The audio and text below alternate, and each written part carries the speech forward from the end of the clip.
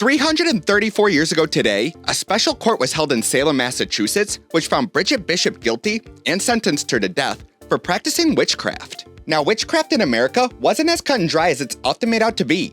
For example, not all acts of witchcraft were considered evil, and not all accused of witchcraft were put to death. Around 1671, a woman named Elizabeth Knapp claimed she made a deal with the devil. However, many people around her thought that there was a decent chance she was making the whole thing up. Not only was she not put to death for her confession, she got married and had 6 kids. Additionally, once the Salem Witch Trials began, those involved with Knapp wrote to the officials of Salem, warning them of potential fraud. They didn't listen.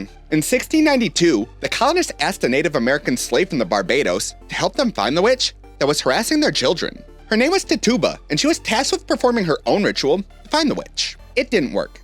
But now that she was the most magical person in town, they tossed her under the bus and put her to death. It didn't work. Interestingly enough, her initial ritual didn't doom her. If anything, it was its failure that did her in.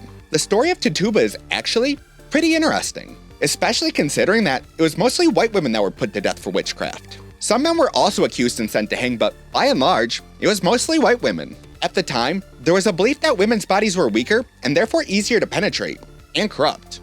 Literally, as sleeping with the devil was viewed as a proverbial handshake for women when they traded their souls for power. Black women were mostly left out of this ordeal due to their general social standing. Granted, this did eventually come full circle. Since black women were able to go unmurdered during the witch trials, white people started believing that they were definitely witches, which frankly speaks to the viral hysteria that took over the Salem Witch Trials. Today, despite knowing that the trials were complete hogwash since at least the 1800s, we're seemingly starting them right back up again on TikTok.